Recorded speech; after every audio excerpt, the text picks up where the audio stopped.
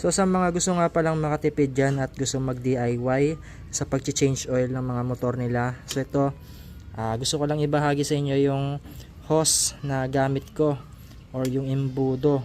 So ito worth 49 pesos lang ito. So igaganito mo lang yan, tapos isasalin mo na yung langis dito. So nakatipid ka na sa pang change oil, sa pang labor, di ba?